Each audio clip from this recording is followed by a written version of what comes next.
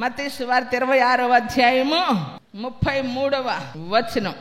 నీ విషయమై అందరూ అభ్యంతరపడినను నేను ఎన్నడను అభ్యంతరపడనని ఆయనతో చెప్పగా, యేసు అతనిని చూసి, ఈ రాత్రి కోడి కూయక మునిపే నీవు నన్ను ఎరుగనని ముమ్మారు చెప్పేదనని నీతో నిశ్చయముగా చెప్పుచున్నానను.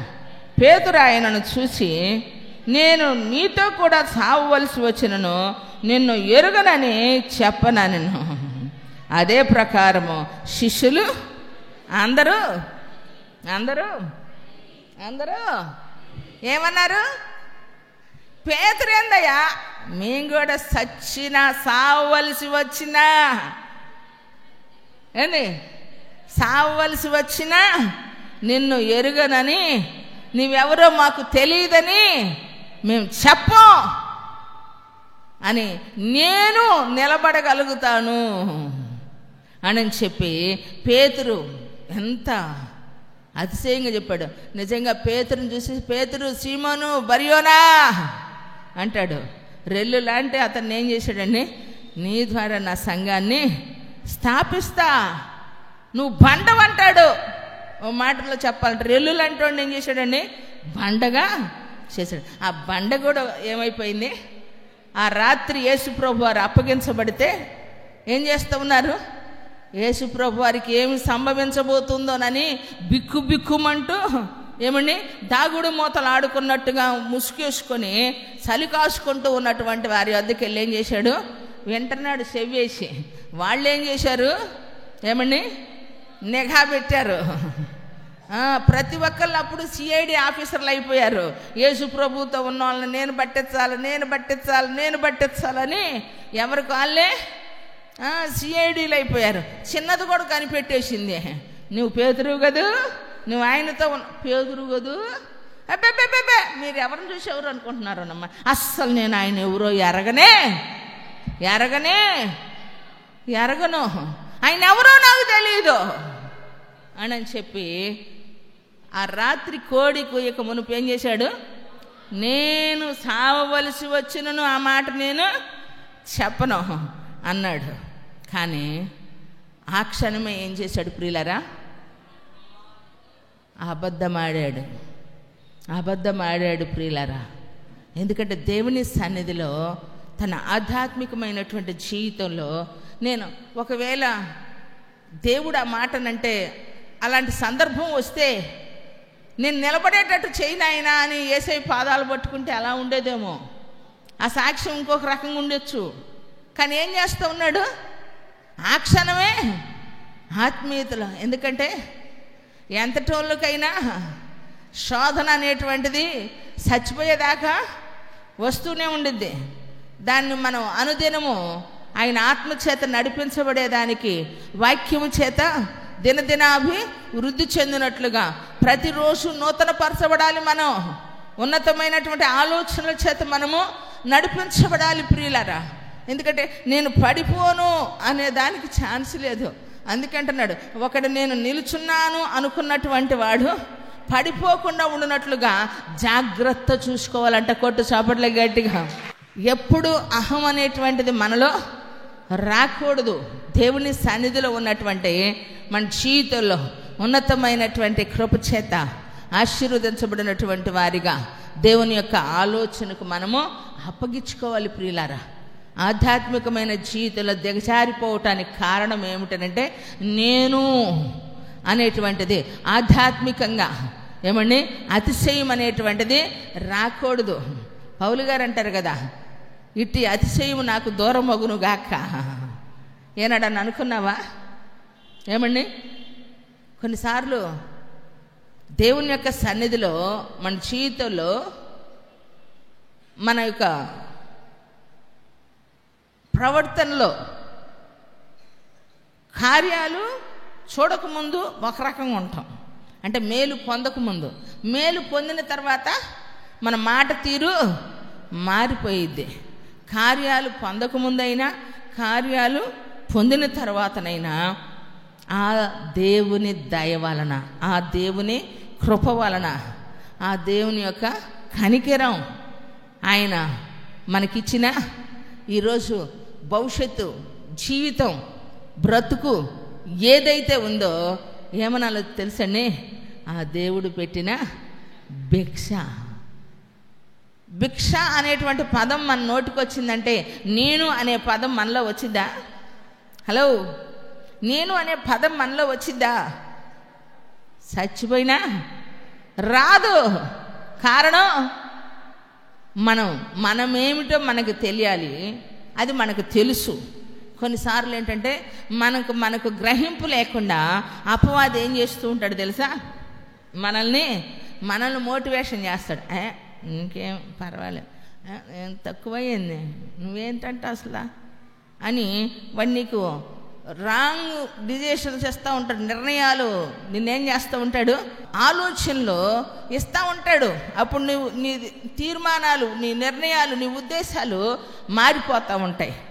కాబట్టి దేవుని సన్నిధిలో ఏమండి ఉన్నతమైనటువంటి ఆ కృపలో మనం నిలబడగలగాలి అని అంటే ఎప్పుడు ఏమిటంటే ఐ అనేటువంటి పదం అంట మనకు వర్తించదట.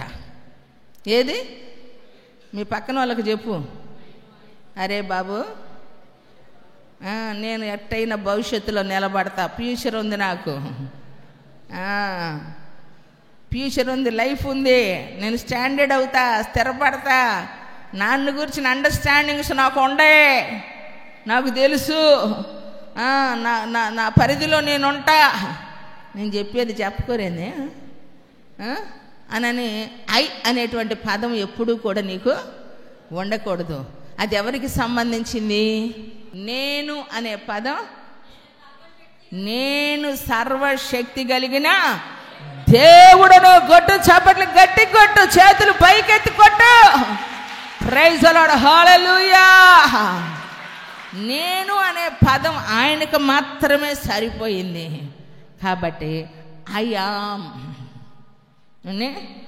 దేవుని సన్నిధిలో మనం ఎప్పుడూ కూడా ఉన్నతమైనటువంటి కృప చేత ఉన్నతమైనటువంటి ఆశీర్వాదాన్ని మనం అనుభవించినట్లుగా ఏమండి కృపలో నిలిచిన వారిగా మనము ఉండాలి. కానీ అహం అనేటువంటిది ఆత్మీయులకు తగదు, గర్వం అనేటువంటిది ఆత్మీయులకు తగదు. దేవుని సన్నిధిలో ఏమండి కార్యాలు ప్రభు చేస్తూ ఉంటారు. ఒక బలహీనుడిని, ఒక బలహీనురాలను చూసి అరే వీరి జీవితంలో దేవుడు ఎందుకు చేయడండి, దేవుడు తక్కువ చేస్తాడా ఏంది? ఏమండి దేవుడు ఎవరు నన్ను తక్కువ చేస్తాడా అండి?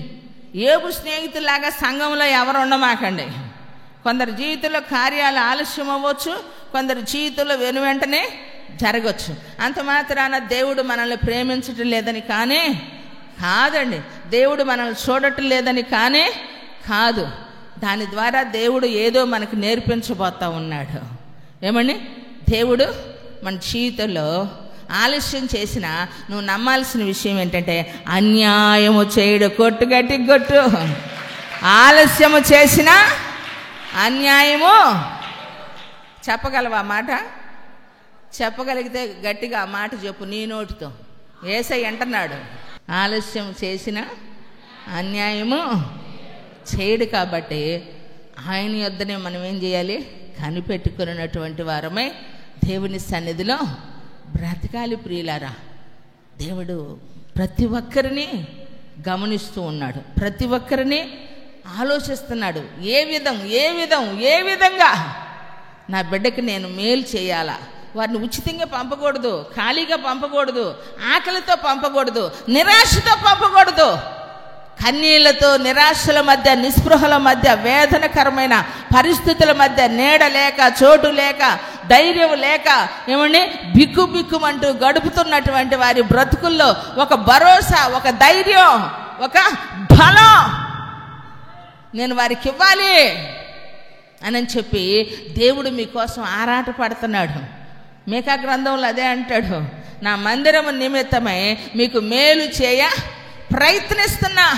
ఆయన మందిరములలో క్షేమం ఉంది, ఆయన ప్రాకారములలో నెమ్మది ఉంది. ప్రియులారా, దేవుని సన్నిధిలో నెమ్మది, క్షేమం, మేలు వీటి చేత నువ్వు ఆశీర్వదించబడాలా, నీ పిల్లలు దీవించబడాలా, నీ పిండి పిసుకు తొట్టి ఆశీర్వాదకరంగా వ్యాపారమే కావచ్చు, ఉద్యోగమే కావచ్చు, చేతి పనిలో నువ్వెక్కడున్నా, ఏ ఇంటిలో నువ్వు పని చేసినా, ఎవరి యొద్ద నీవు నివాసం ఉంటూ ఉన్నా, ఎవరి యొద్ద నీవు పనికి కుదిరినా, నిన్ను బట్టి, ఒక క్రైస్తవుడిని బట్టి, ఒక విశ్వాసి అయిన ప్రార్థనాపరులైనటువంటి బిడ్డలను బట్టి దేవుని ఆశీర్వాదం నీవు నిలుచున్న చోట, నిన్ను గమనించగలిగినటువంటి ప్రజల మధ్య నీవు నిలబడినటువంటి వ్యక్తిగా ఉండాలి.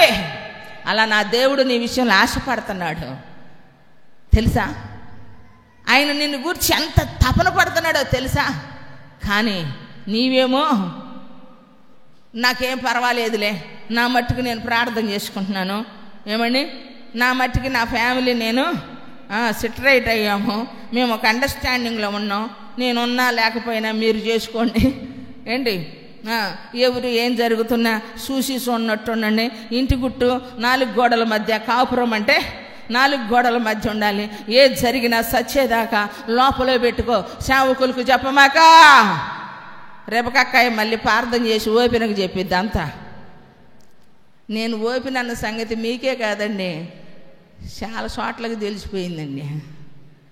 కానీ అట్టాగే బ్రతికి చచ్చిపోవాలని నా కోసం ప్రార్థన చేయండి. కుయుక్తిగా లేకుండా, కపటంగా లేకుండా. 50 ఏళ్ళు కొట్టుకొచ్చాక ఆ మిగతా శేషం కూడా హాఫ్ సెంచరీలో ఎంతైతే దేవుడు ఇచ్చాడో అంతవరకు ఇలాగే బ్రతకాలని